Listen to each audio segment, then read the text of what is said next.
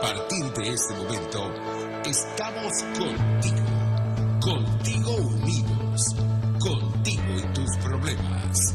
RCR presenta Contigo, Primero Justicia. Hola amigos, feliz tarde, soy Dinora Hernández aquí en Contigo. Hoy es martes 22 de marzo y me acompaña en una conducción especial Justo Navarro. Bienvenido, Justo. Gracias, Dinora, y somos Contigo, con 20 Venezuela. Así es. Hecha la aclaratoria en la dirección general de la estación, Jaime Nestares, en la gerencia de producción, Willy Zaracaya, en la producción, Justo Navarro, que me acompaña, como dije, Jay Pacheco Cova y José Gregorio González. ¿Qué pasó ahí, José Gregorio? En mis redes sociales, @Dinora Hernández por Instagram, por Facebook y por Twitter. ¿Y las de Justo? @Justo Navarro JE en todas las plataformas. Y pues recordemos que somos la radio que se ve, somos @RCR también por todas las líneas. Mira, producción, después de esto, me podríamos decir si tenemos por acá a nuestro invitado de hoy. Como siempre, el cliché, el programa de hoy también es de lujo. Muy de lujo, porque vamos a tener una persona que va a hablar no solamente del acontecer político, sino también vamos a conversar sobre un proyecto que ya está en marcha, su nuevo libro, con Omar González. Así es. Antes pues de iniciar, decir de periodista a periodista que en la conducción especial tenemos al periodista y productor venezolano de la UCAC con diplomado en filosofía política de la UCB, Justo Navarro, y como invitado pues de periodista a periodista tenemos al periodista y diputado Omar González. Bienvenido, Omar. Hola, Dinora, un saludo muy cordial. Un abrazo. Muy cordial a Justo Navarro. Un abrazo que alcance al Suátegui. Bueno, me sorprendí cuando estábamos contigo, pero la presentación anterior, digo, ¿qué es esto? Me equivoqué. Bueno, imagínate tú que sorprendió a una novata como yo, porque yo decía, ¿será conmigo o seré yo maestro? Decía. Pero, Omar, contigo queremos conversar, pues ya de tantas cosas. Recientemente han escrito, y siempre lo hace, por supuesto, como buen periodista, pero has venido hablando, Omar, de la necesidad de renovar el liderazgo nacional, y hablas, Omar, y es una frase que le comentaba justo cuando veníamos, que me llamó mucho la atención, porque es una frase muy poderosa. Tú dices, hay que lograr, o es hora de lograr el saneamiento moral de la clase política venezolana, y yo empezaría por allí, aclarando nuevamente que somos 20 Venezuela, y preguntándote, ¿por qué, Omar? ¿Por qué hay que sanar la clase política venezolana? Efectivamente, en los contactos que uno diariamente tiene con gente en la calle, la gente sencilla, la gente de a pie, como le dicen, uno nota cierto hartazgo por parte de la población ante los errores que comete el liderazgo político venezolano. De ambos bandos, habría que destacar. Es decir, desde luego tenemos 23 años sufriendo la tragedia de un conjunto de delincuentes que asaltaron el poder. Primero quisieron llegar al poder a fuerza de cañonazo, después mintiéndole a la población, e incluso utilizando el resentimiento como una plataforma para llegar al poder, y una vez instalado allí, pues comenzaron a destruir este hermoso país y a afectar de manera terrible a su población. Y luego esto ha seguido avanzando, pero igualmente en la oposición el liderazgo no ha estado a la altura del compromiso histórico de sacar a esa claque de asaltantes del poder que estaban destruyendo el país. Entonces, esto, después de 23 años, después de haber visto cómo han fracasado en sus estrategias, en sus posiciones, y sobre todo en su posición ética, no todos desde luego, pero muchos de los llamados líderes de oposición, bueno, hay un cansancio e incluso repugnancia en ciertos sectores de la población que exigen en este momento y necesitan un cambio en la dirección política de la oposición que dé al traste con la usurpación, con la tiranía, con las organizaciones criminales que han tomado el poder, así como también le ofrezca una ruta ética llena de principios, de valores y de eficiencia. Entonces, yo creo que llegó la hora de que ese cambio se produzca y la población está exigiendo. Yo vengo de hacer una gira por la zona sur del estado Anzoátegui, desde las riberas del Orinoco hasta la zona petrolífera del Tigre, de San José de Guanipa, de Anaco, Cantaura y de todas estas poblaciones. Y mira, de Ignora y Justo, he visto la motivación con que la población recibe la información según la cual el partido 20 Venezuela, que lidera María Corina Machado, que la gente la ve como una especie de salvavidas de esta tragedia. Bueno, la motivación de la decisión que ha tomado su organización política de participar en cualquier evento que conduzca a la libertad de Venezuela. Cuando digo cualquier evento es que aquí se pueden presentar cualquier escenario, desde una explosión social porque la gente está pasando necesidades, hasta desde luego la fractura en el comando que dirige esta usurpación, como también lo estamos viendo. Esta mañana Caracas me dice que amaneció el centro de Caracas lleno de carteles donde se le da recompensa por la captura de Nicolás Maduro. Y esto no te extrañe que sea producto precisamente de esa fractura que hay dentro del propio régimen de gobierno. Y también, ¿por qué no decirlo?, en un proceso electoral. María Corina Machado está decidida a participar, a medirse su fuerza, sobre todo para el cambio de la conducción política de la oposición. Y creo que ella, como suele decir, no va a ganar, va a arrasar en una eventual elección popular para escoger una nueva dirección política. Justo. Hay algo muy importante allí, Omar, y que estamos hablando de demandas de los ciudadanos, pero también de las ofertas políticas que se están llevando a cabo. Mi pregunta es la siguiente: ¿qué tiene 20 Venezuela para ofertarle a los ciudadanos diferente a lo que ha dado la clase política que bien describiste hace unos minutos? Desde el punto de vista filosófico, doctrinario, hay una enorme diferencia. 20 Venezuela es el único partido en Venezuela que no es socialista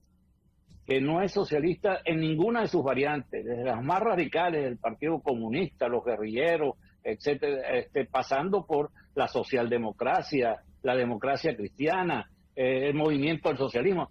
Todos son partidos socialistas, incluyendo los de más reciente data, Voluntad Popular, Primero Justicia, Un Nuevo Tiempo. Todas esas organizaciones, su doctrina, su filosofía, su base es precisamente el socialismo. 20 Venezuela es el único partido que en Venezuela no es socialista. Su base doctrinaria está inspirada en los valores éticos, en los principios del liberalismo, y lo decimos con orgullo. Mucha gente dice, no, pero ustedes son un partido de derecha. Bueno, sí, ¿y qué? Somos un partido de derecha, creemos en la libertad personal y en la libertad económica.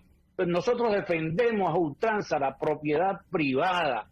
Nosotros defendemos a ultranza sin complejo el libre mercado. Nosotros queremos una sociedad una sociedad de propietarios, de emprendedores, que no dependan de unas migajas que le dé el Estado. Esas son diferencias fundamentales. Ahora, desde el punto de vista de liderazgo personal de quien en este momento es la coordinadora nacional y principal líder del partido, como es María Corina Machado, bueno, hay que destacar su formación académica como ingeniera, como gerente de empresas, como ha sido en diversas áreas de la economía privada, así como también su capacidad, su inteligencia y sobre todo su coraje. Bueno, una mujer que es trilingüe, que creo que más de 3 idiomas, pero la he visto hablando perfectamente inglés, francés y otros idiomas. Es decir, tenemos la posibilidad de que Venezuela elija una mujer que está académicamente excelentemente formada. Es una mujer inteligente, muy brillante desde el punto de vista de su capacidad cognitiva, pero es que además una de sus características fundamentales es el valor, el coraje, la decisión, la firmeza con la que defiende sus postulados. Entonces, Si uno combina las dos características fundamentales que la defino, que la percibo, que es inteligencia y coraje, es la llave mágica que nos puede abrir un cielo abierto al progreso, al desarrollo y a una mejor calidad de vida para que termine esa estampida de venezolanos que están regados por el mundo, casi 7 millones de venezolanos pasando trabajo, la mayoría de ellos. Que la gente regrese a su casa, a su pueblo, a su nación, que es su casa, que es su hogar, y que nos ayude precisamente a recuperar todo el tiempo perdido con este desastre llamado socialismo del siglo XX. Omar, es muy importante, muy interesante, pero además está muy bien dicho todo lo que tú esbozas acerca de las cualidades de liderazgo que no existen solamente en María Corina Machado, sino que está dentro de la estructura de 20 Venezuela, porque a eso tenemos que agregarle que a María Corina Machado le acompañan en el proyecto político líderes de tu talla y evidentemente en tu accionar diario y también en la forma de expresar tan brillantemente el anhelo de ser liberal, de construir la república liberal y además de transformar a Venezuela y alejarla del proyecto colectivista socialista que no cree en el ciudadano, que no cree en el ser humano, sino que intenta de alguna manera replicar procesos, métodos y modelos fracasados como el comunismo y el socialismo. Todo eso que tú expresas está en la construcción, en la esencia de un partido, el único partido liberal de Venezuela que, como bien señala, tiene al frente la dicha de contar con una mujer que a los talentos que tú señalaste y a las cualidades personales también le agrega el coraje, la capacidad para llamar las cosas por su nombre, pero además también para enfrentarla. Adicional a ello, debemos decir que también cuenta Venezuela con 20 Venezuela, con un proyecto denominado Tierra de Gracia, que es el verdadero proyecto que le dará la transformación al país antes de alcanzar, conquistar el poder, y que para ello, por supuesto, tenemos que desplazar a los cohabitantes, alacranes, topos, arañas y buitres que lamentablemente traicionaron a la oposición venezolana, pero es necesario salir de esta clase política para desplazar a la tiranía. Y sobre esta base, Omar, se ha hecho una propuesta de 20 Venezuela, que es la renovación de la conducción política, y yo acá quiero dejar algo claro, por supuesto que no para ti ni para Justo, sino para la sociedad. 20 Venezuela no está llamando a contar y a elegir líderes. 20 Venezuela está llamando a renovar la conducción de la clase política venezolana, porque quienes hasta ahora han tenido la conducción han traicionado las ideas de la libertad, y es por ello que 20 Venezuela y María Corina Machado de manera inteligente han dicho que sea la gente quien decide qué es o quién es la persona o las personas, bien sea una plataforma o un ciudadano, que va a conducir los destinos de la nación. Y precisamente si esas estrategias de renovación de liderazgos están llamadas a la posibilidad de construir una ruta para la libertad de Venezuela, allí va a estar 20 Venezuela participando, porque además tenemos candidatos, tenemos programa de gobierno, tenemos proyecto político, tenemos líder capacitado y tenemos con qué. A mí me gustaría que me hablaras un poco de cómo ha conectado esa propuesta de renovación de liderazgo, que ya nos esbozabas un poco, pero siempre da gusto ver cómo la cuentas, cómo se vive desde Anzoátegui. Efectivamente, tú has señalado otro aspecto fundamental, y es que no es solamente el líder, la persona, la caudilla, o en este caso una mujer. No. Aquí hay una ruta, hay un programa que ha sido diseñado por los talentos más importantes que, a mi juicio, tiene el país en cada una de sus áreas, en el área de energía, en el área social, en el área de salud, en el área de educación, que es Venezuela, Tierra de Gracia. Por cierto, que el 12 de mayo, 20 Venezuela, el partido fundado por María Corina Machado, cumple 10 años de fundado. Y tengo entendido que se van a dar a conocer detalles de este programa que está elaborado, que con especificidades que van desde el día 1 en el que se termine esta tragedia que vive Venezuela y que finalmente una nueva clase política dirija los destinos del país, se va a poner en marcha, y con resultados que no hay que esperar siglos para verlos, sino de inmediato, de manera que tú has destacado algo muy importante. Por otro lado, en cuanto a esa especie de elección popular que nosotros estamos respaldando, de escoger una nueva dirección política, desde luego ponemos algunas condiciones que queremos que la sociedad venezolana, la sociedad civil, incluso las organizaciones políticas, las bases de los partidos políticos, que no todos están desde luego metidos en ese saco que ya hemos mencionado, de errores y a veces de faltas graves a la ética y a la moral, se le ha planteado a Venezuela. Por ejemplo, nosotros no consideramos que esta consulta, esta elección popular, no debe ser regida por ese espurio Consejo Nacional Electoral tramposo que en este momento se ufana de ser rectores. No. Tenemos que ser nosotros mismos, y hay la experiencia en otros procesos anteriores. Además, no tampoco debemos aceptar que ese proceso de elección popular donde los 20 millones de venezolanos participen, más los que están fuera de nuestro país en la diáspora, bueno, no acepten la presencia del llamado Plan República, porque lamentablemente las Fuerzas Armadas venezolanas se han convertido en guardias pretorianas del PSUV y de sus líderes. Están sumisos, son las herramientas armadas de un partido político que ha destruido a la nación y que con eso le han dado la espalda al juramento y a lo que era la esencia de esta institución. O sea, no queremos el CNE, no aceptamos que participe el Plan República en esa elección popular, así como tampoco creemos que estas elecciones deben hacerse con esas máquinas con las que han trampeado cuanto proceso ha habido en Venezuela, sino que sea una votación manual, en una urna transparente, que la gente vote y se quede allí a ver Creo que podría ser una vía para escoger, no solamente a nivel nacional, sino a nivel de los estados, a nivel de los municipios. Podría ser un hecho político importante que movilice a la población. ¿Tú te imaginas, Ignora, y justo, que de repente salga electa, por ejemplo, María Corina Machado como la nueva conductora de la oposición en Venezuela, con un respaldo de 7, 8, 10 millones de electores? Ajá. ¿Qué va a pasar? ¿Tú crees que va a convocar a la gente a tocar cacerola? No. Omar, las cosas cambiarían. Hay un punto importante porque queríamos llegar a ese punto, porque actualmente se está hablando de una posible negociación, una posible mesa de diálogo, y Venezuela ha dicho cuáles son los términos en cómo se debe concebir una negociación para la salida de Nicolás Maduro y su estructura criminal. Pero yo quiero que me aclares cómo, y le aclares también a los ciudadanos, ¿no? ¿Cómo van a negociar 20 Venezuela? ¿Cómo se ve 20 Venezuela en una posible negociación?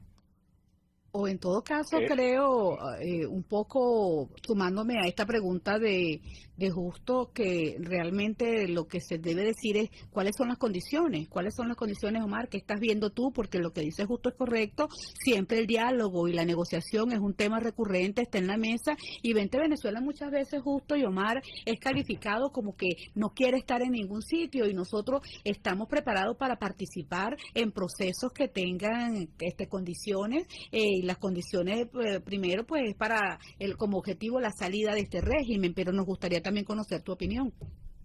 Sí, lo primero es que hay que crear los incentivos necesarios para que quienes se sienten a negociar estén dispuestos a llegar a una solución, y en este momento no lo está.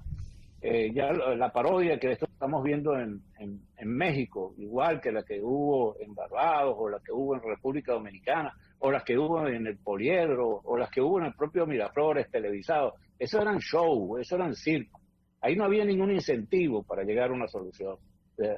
O sea, los términos en que va a dejar a los venezolanos poder recuperar al país, esos términos, eso no está planteado. Y fíjate que se han burlado de tal manera que los hicieron firmar a los que están en este momento en México, que ojalá no se repita estos episodios. Lo primero que hicieron es que firmaran el reconocimiento de la usurpación y del fraude electoral del mayo del 2020. En segundo lugar, le exigieron que aceptaran como uno de los representantes a negociar ahí a un delincuente capturado casi infraganti, que se robó lo que le correspondía a la población venezolana en alimentos. Me refiero a Alex Saab, a quien nombraron a la carrera embajador para rodearlo de la inmunidad parlamentaria, cuando todo el mundo sabe que ni siquiera es venezolano, es colombiano, pero además le dieron cédula venezolana y ahora le exigieron a esta gente que está sentada allí que, bueno, aceptaran a Alex Saab como el negociador por Nicolás Maduro y su camarilla. Cosas como esas son una bofetada, es una burla. Esas no son negociaciones.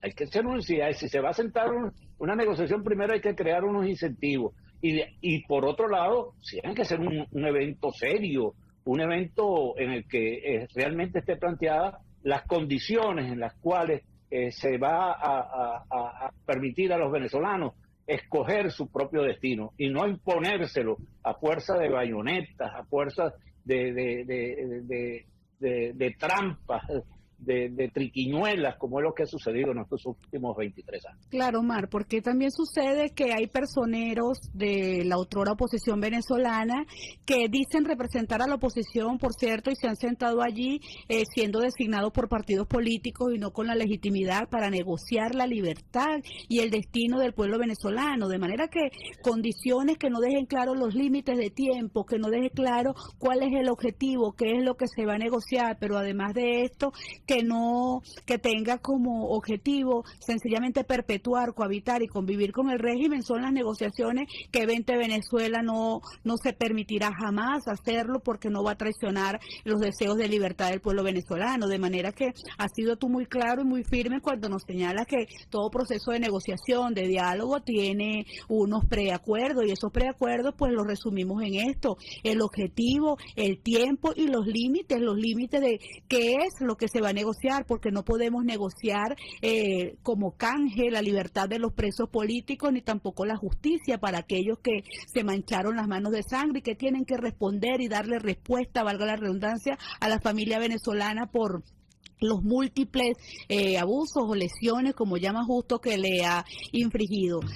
Omar, está muy claro esta posición. Vamos a repetirle a toda nuestra audiencia que donde haya mecanismos, instrumentos para la libertad de Venezuela, Vente Venezuela va a estar respaldando, y que por ahora tenemos una propuesta en la calle, y es legitimar esa conducción política a través de una gran consulta popular, y es oportuno y es necesario para aquellos que se pregunten por qué estamos empeñados en renovar la conducción política. Estamos empeñados en renovarla sencillamente porque esta clase política se agotó y porque traicionaron la lucha y hoy no representan la libertad para Venezuela. Queríamos hablar de otro tema contigo, Omar. Así es, Omar, estamos hablando de renovación y te hemos visto ya que te estás renovando en varios proyectos, y es que acabas de sacar tu nueva obra que se llama Crónicas de Anzoátegui.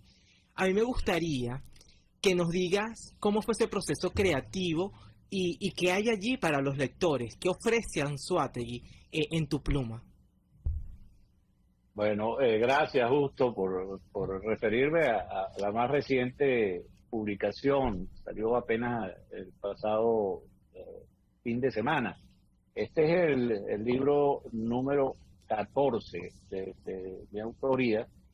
Aquí mismo en esta biblioteca hay varios de ellos, por ejemplo, Los secretos del caso Nihaus, escrito, que fue uno de los grandes bestsellers cuando fue recuperado, porque fue el periodista que pudo llegar al sitio donde lo tenían secuestrado, allá en el estado Bolívar, en la hacienda Vidivi de una familia Mattinson, al borde del Orinoco. Bueno, en todo caso, eso fue distribuido por Las Novedades.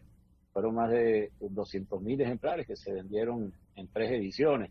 Desde luego hay otras, por ejemplo, más reciente, cuando estaba vivo Hugo Chávez, dice: en Venezuela todo está bajo control, pero de AMPA, y eso sigue estando así, está bajo control pero de ampones.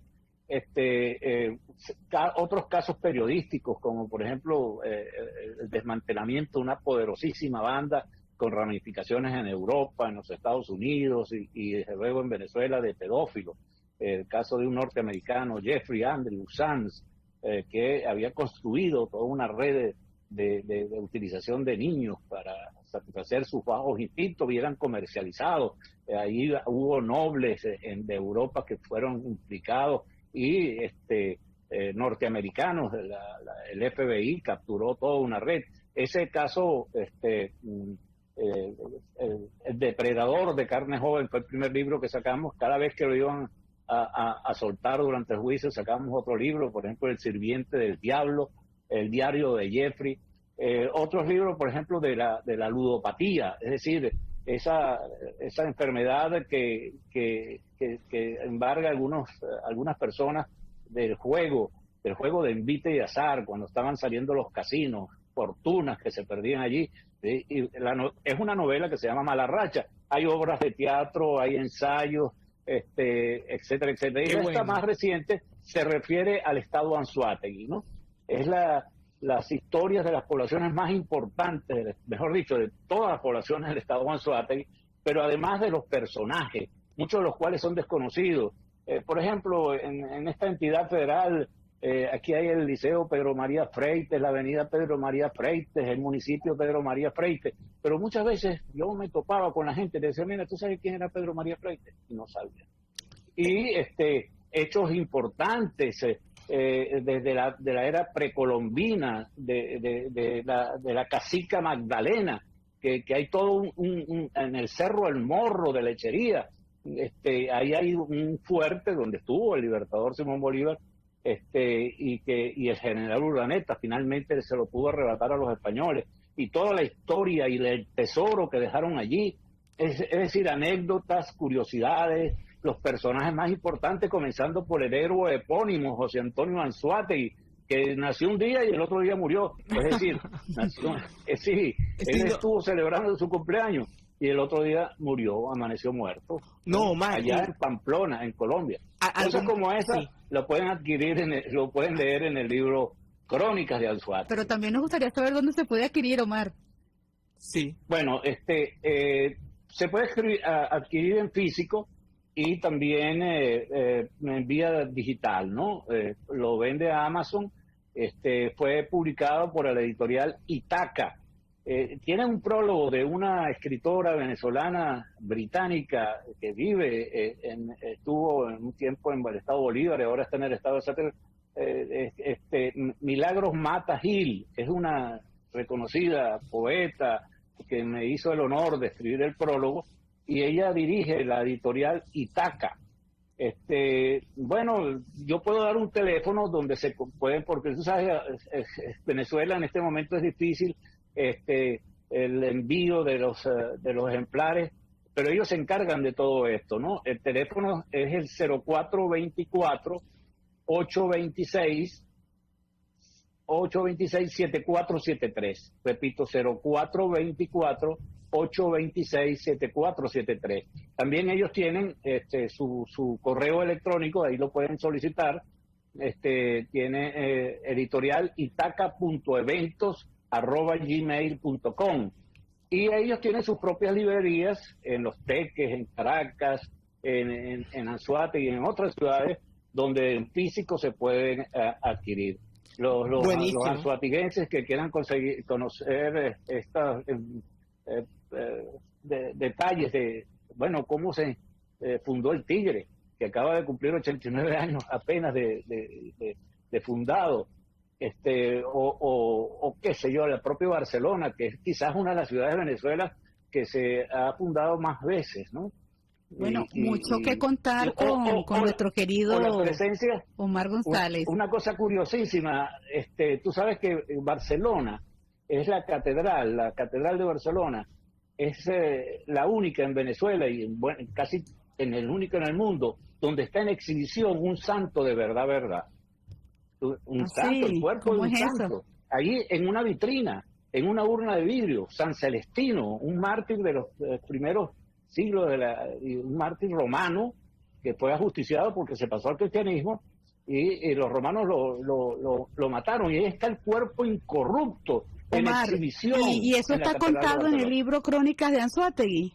Sí, por cierto, va a ser un nuevo libro que ya está en en proceso editorial sobre por eso, pero no lo cuentes todo para que para quienes nos escuchan puedan adquirir el libro. Omar, te vamos a despedir ya, querido amigo. Tenemos también otros invitados en línea, pero queremos contigo despedir a este ciudadano ejemplar, intelectual, hombre de bien, hombre de familia, líder político, profesional y un hombre que dedica cada día de su vida a la lucha por Venezuela. Es el diputado Omar González, de quien nos sentimos orgullosos y a quien le aseguramos desde ya muchísimo éxito en esta nueva edición de su libro Crónicas de Anzoátegui, justo. Sí, a mí me encanta porque además hay un valor importante para no olvidar la historia además de un estado ejemplar como lo es Anzoátegui, disculpe, y que él lideriza también allá desde 20 Venezuela. Ahora sí, vamos a una breve pausa. Y a regreso vamos a tener a Yorelis Acosta, ella es psicólogo clínico y social, y también tendremos a Nelson Afiuni, hermano de la jueza María Lourdes Afiuni, y también tendremos a Molly de la Sota, donde vamos a estar conversando sobre la posibilidad, sobre la apertura, ¿no?, de algunos sectores, en decir, de una mesa de negociación. Vamos a hablar sobre sus demandas, sobre lo que debe prevalecer si hay una mesa de negociación a las puertas. Vamos a una breve pausa comercial y a regreso mucho más en Contigo.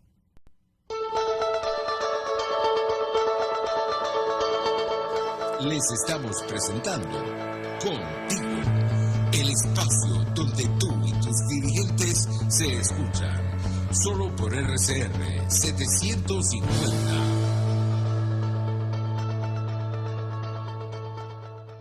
Seguirnos en nuestras redes sociales. En Twitter, @RCR750, la radio que se ve. El que sabe de sabor sabe de saber que Del Corso es la clásica pastelería italiana de Caracas. Qué ricos sus dulces típicos tradicionales, como los auténticos cannoli, la sfogliatella o la cola de langosta, no tienen comparación. La pasta seca de almendras y chocolate o su gran variedad de tortas, cumpleaños, bodas, bautizos o comuniones, reuniones familiares o eventos corporativos. Teléfonos 0212-941-1971. Pastelería Del Corso, la pastelería italiana por tradición y excelencia. Antes de empezar el día, entérese de lo que acontece en el país junto a Pedro García Otero en Titulares de la Mañana. De lunes a viernes a las 6:30 de la mañana. Acompáñelo y empiece su día bien informado. Titulares de la Mañana con Pedro García Otero. Solo por RCR 750 AM. Porque lo bueno une. RCR 750 AM. Porque lo bueno une.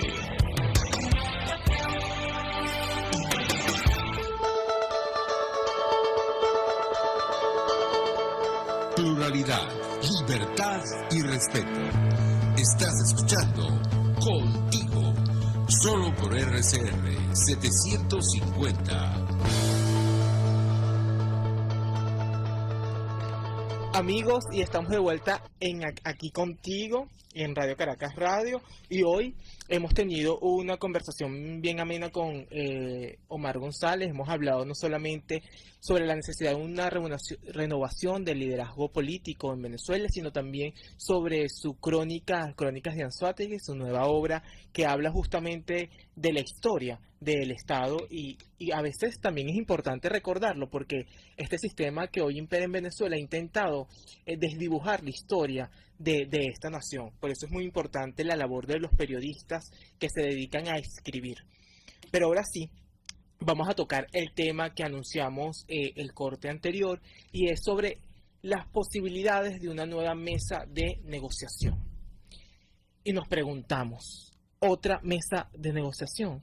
¿Quiénes integrarán la mesa de negociación? ¿Qué se hablará en la mesa de negociación? Pero la más importante, ¿está preparada la sociedad venezolana para una mesa de negociación? ¿En qué términos? Por eso hoy vamos a hablar con alguien que para mí es una vocera calificada para hablar sobre el tejido social venezolano. Ella es Yorelis Acosta, psicóloga clínico y social, conferencista e investigadora de CENDES. También es profesora universitaria. Bienvenida, Yorelis. Hola, buenas tardes, gracias por este espacio y saludos a ti y a tu audiencia. Yorelis, en una conversación que tuvimos hace alrededor de año y medio, una conversación privada, me decías que para ti, que tú considerabas que era importante que se entienda la necesidad de la justicia de los venezolanos, porque ellos no solamente necesitan la comprensión, sino las explicaciones. Mi pregunta es, a tu juicio, como psicóloga social, ¿qué debe prevalecer en una futura o en una probable, digamos, mesa de negociación que le dé el carácter no solamente de legitimidad, sino que los venezolanos sientan, y los familiares de las víctimas, o como tú una vez me lo dijiste, que la familia era la gran perdedora de este conflicto, que sientan que en esa mesa de negociación hay posibilidad de que haya justicia? Sí, es que en Venezuela hay varios tiempos. Eso también me hace pensar en el tiempo de la universidad. El tiempo real es sumamente rápido, requiere respuestas, requiere mejoría. A la gente le da hambre, bueno, mínimo 2, 3 veces al día, y la universidad responde a veces a destiempo, se mueve muy lento, con estructuras muy fuertes, y también podemos encontrar en la sociedad venezolana distintos tiempos: tiempo de los políticos, entonces tiempo de la conversación, tiempo del análisis, cuando la gente necesita respuestas, pero sobre todo el venezolano y la sociedad venezolana requiere mejoría, requiere espacios de tranquilidad y justicia, como tú bien señalabas. Pero en esto de la negociación, el conflicto y los acuerdos, ¿verdad? Nos interesa desde la psicología social, el estudio del espacio público, del entorno. Necesitamos allí más allá de los conceptos, unas verdades que son fundamentales para el bienestar, para el buen vivir, para el proyectarnos en esta sociedad y no en otra, para no desear otra sociedad, sino que yo me quiero quedar aquí porque la convivencia es posible, porque la solidaridad es un hecho, porque fomentamos comprensión, tolerancia y ponernos en los zapatos del que más sufre en este momento, entender esos tiempos. Por eso te decía que en la sociedad venezolana hay distintos tiempos, y las negociaciones y los supraacuerdos tienen un tiempo distinto, por tanto se permiten un encuentro, otro encuentro, 3 encuentros en unas condiciones totalmente distintas a las condiciones en las que vive la gran mayoría de la sociedad venezolana. Yorelis, hola, buenas tardes, soy Dinora Hernández, una paisana, ¿cómo estás? ¿Cómo te ha ido? Hola, Dinora. Qué abrazo tan grande. Para mí también, qué gusto. Yorelis, interesante siempre conversar contigo, leerte.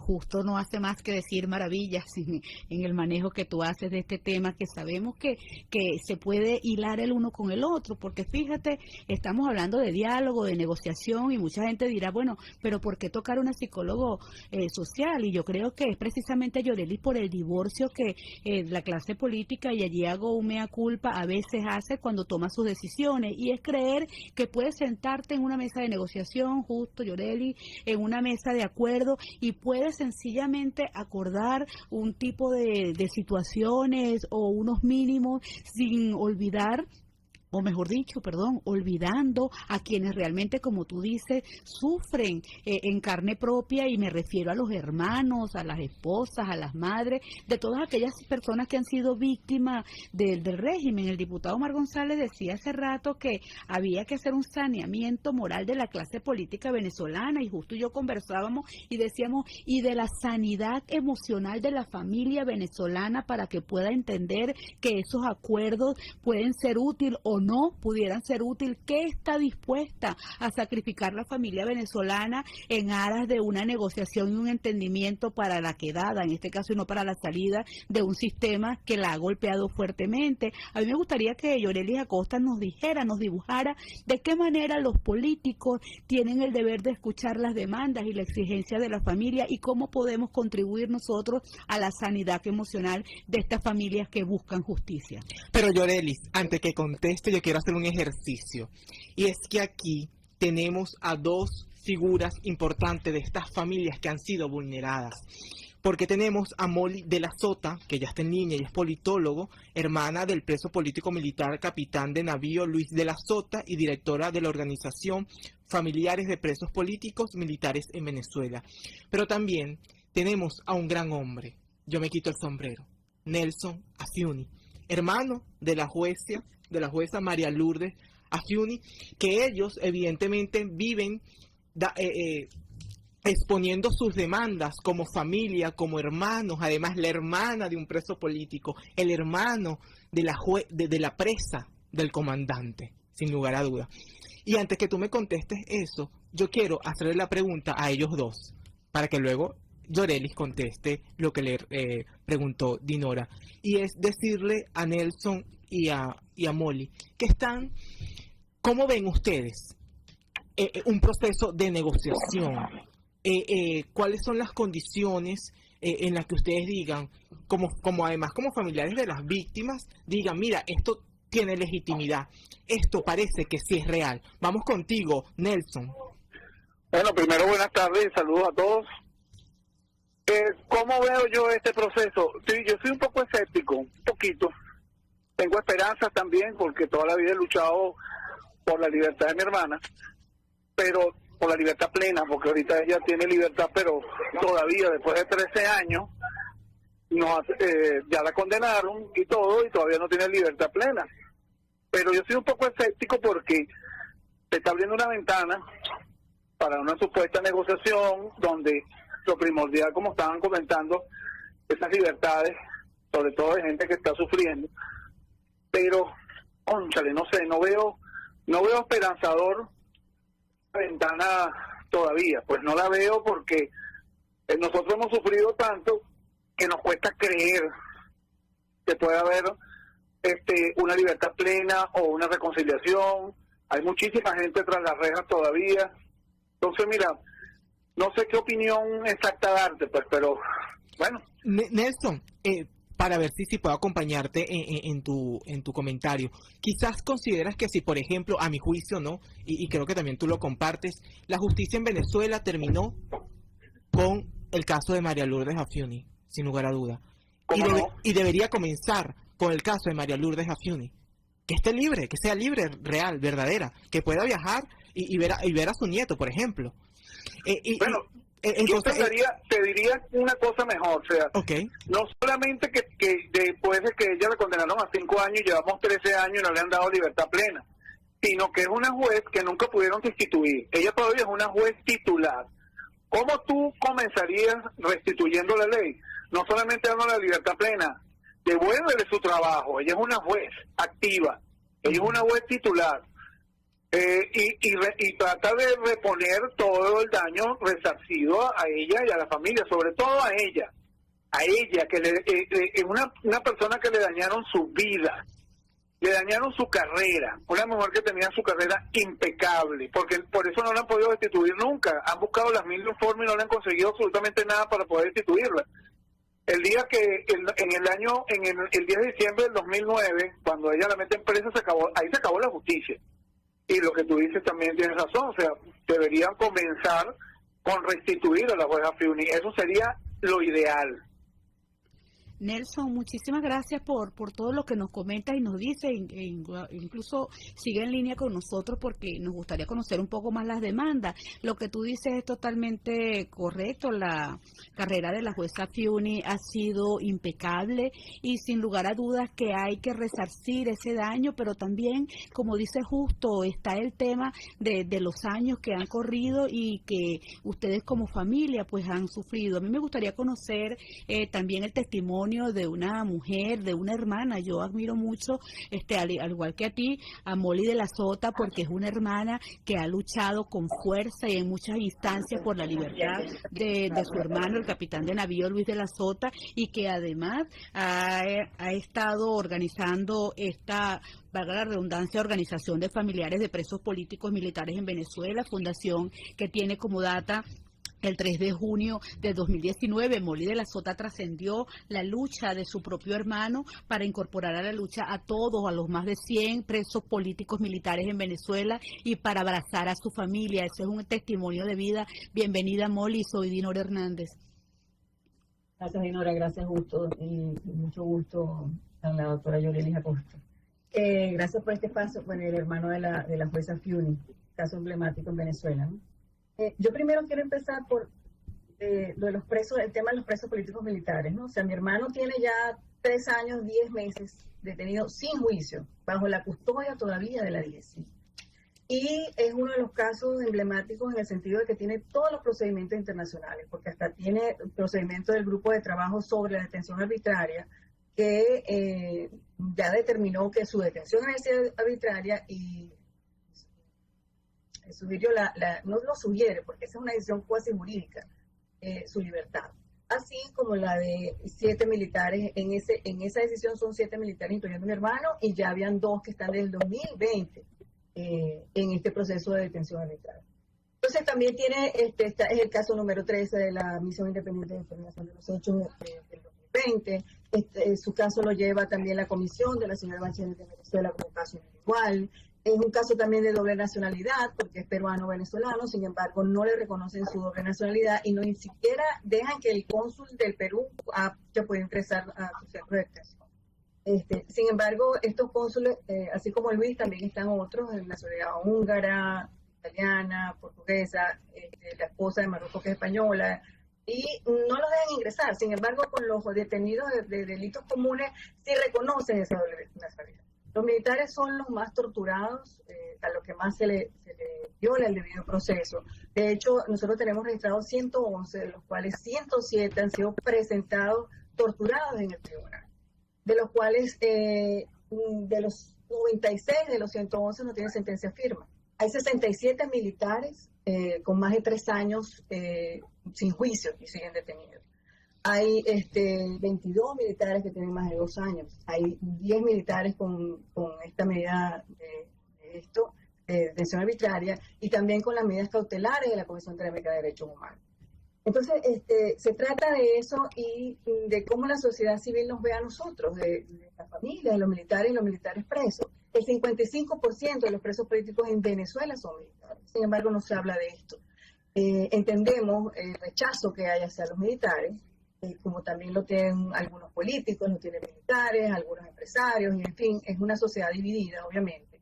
Pero se pide que se coloquen al lado de la Constitución, y una vez que se colocan del lado de la Constitución, simplemente porque deciden hacer alguna acción, o simplemente quejarse por la corrupción y por todo esto que está pasando, y son olvidados, son torturados y son olvidados allí en esos sótanos y celdas infrahumanas.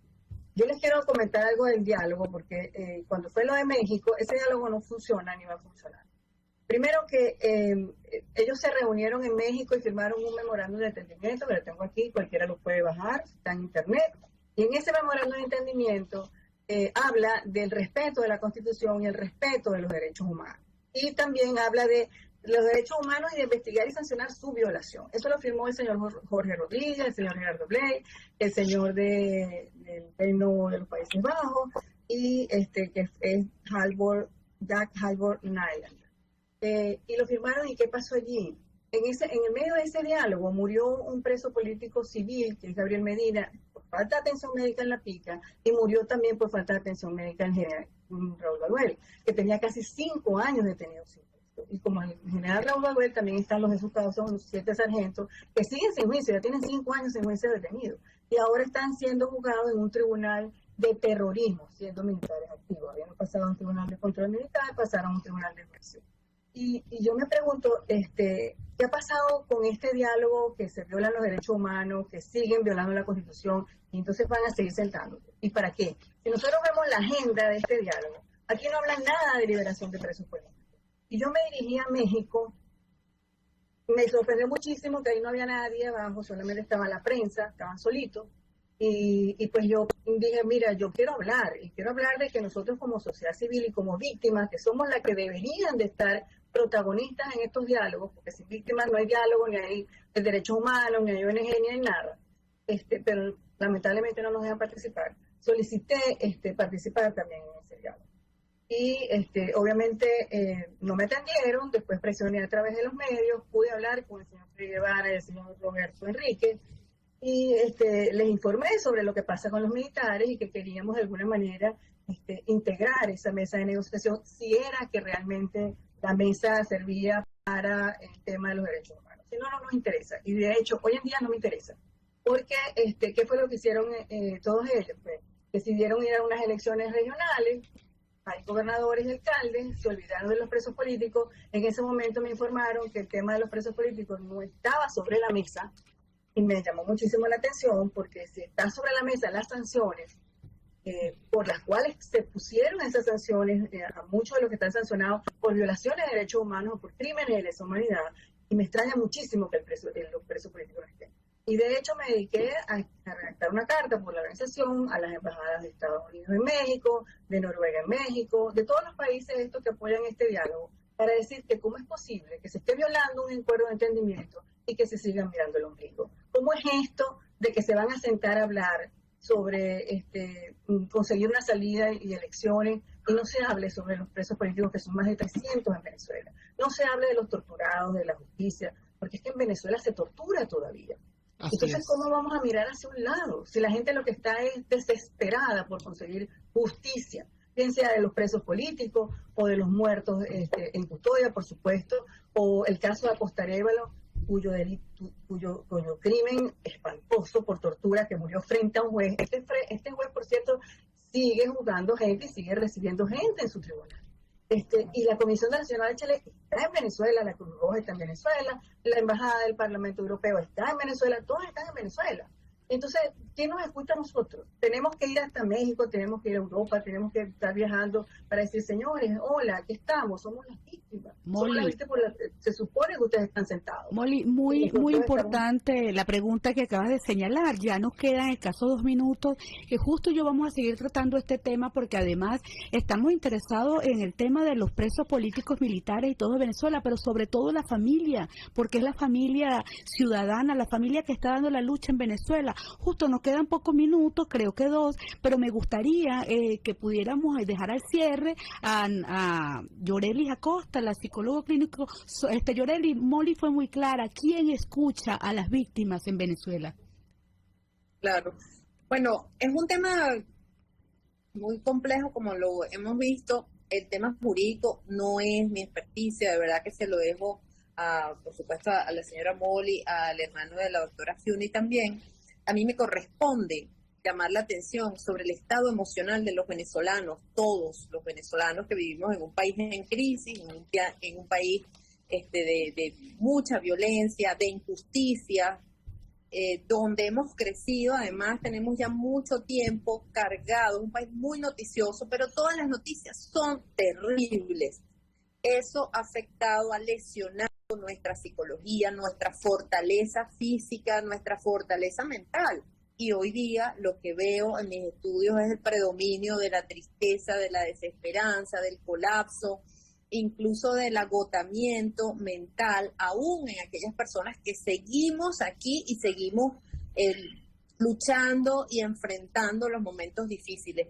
Yo quiero siempre leer estudios de otros colegas que están en otros países, inclusive de América Latina, con contextos parecidos al nuestro, donde resaltan la importancia de que nos pasen cosas buenas, de tener un estado afectivo positivo, de desarrollar ambientes positivos, y nosotros estamos muy lejos de eso. Si nosotros crecemos en estos espacios que nos ayudan al bienestar, al desarrollo, al arraigo, inclusive a la convivencia, a la confianza, que es lo que nosotros necesitamos ahorita, pero sobre todo a la solución pacífica de los conflictos, al uso de la palabra, al uso de la ley, ¿verdad? Eso nos hará más fuertes para enfrentar la adversidad y va a incrementar nuestro bienestar futuro y nuestras ganas de quedarnos en el país, viviendo, no luchando. Así es, Yoreli, es muy importante lo que señalas y además lo que las demandas de Nelson, de Molly, porque al final ellos tienen ese interrogante, ¿sucederá, no sucederá? Porque al final lo que están pidiendo ellos es libertad, lo que están solicitando ellos para darle legitimidad y de una u otra manera ver que eso puede funcionar es que haya justicia. Y debe haber, evidentemente, unos previos, Dinora, ¿no? Evidentemente, el caso de María Lourdes, que es un caso emblemático, o sea, no puede ser que ella todavía siga, porque su libertad no la tiene como tal. El caso del hermano de Molly de la Sota, siguen presos. El caso del hermano de Andreina Baduel. Así es, justo, y en este momento no solamente los presos políticos militares, los presos políticos que le dieron libertad y no es plena, los que están recluidos, siguen pidiendo ellos y sus familiares, clamando por justicia, y en este momento pareciera no haber propósito de enmienda. En este momento, cuando hablamos en el Palacio Federal Legislativo, se presenta una nueva estrategia donde el Comité de Postulaciones presenta a la Asamblea Nacional de facto, a la ilegítima, el listado de magistrados para elegir, remozar un Tribunal Supremo en el cual o con el cual le gritan al mundo que están siguiendo sus recomendaciones, pero no es más que una nueva farsa para burlar la justicia. Afortunadamente la familia venezolana no se rinde y allí tenemos a Molly de la Sota, tenemos a Nelson Afiuni y tenemos una ciudadana ejemplar como Yoreli Acosta diciéndole a la familia que la entiende perfectamente, y nosotros los políticos venezolanos, porque tú justo eres un periodista o profesional, pero en mi caso como político venezolano tenemos el deber moral de resarcir el daño y de devolver la libertad a Venezuela, pero la libertad llega con la justicia. Gracias por acompañarnos. Así es, y algo muy importante, este sistema criminal jamás le va a perdonar a la familia que no se ha rendido. Jamás te lo va a perdonar Nelson, porque no te has rendido como hermano. Jamás te lo va a perdonar Molly, porque no te has rendido como hermana. Será hasta la próxima, amigos. Hemos llegado al final del programa. No tenemos más tiempo para conversar con ustedes, pero será hasta la próxima, porque esto continuará. Nuestra solidaridad con la familia venezolana.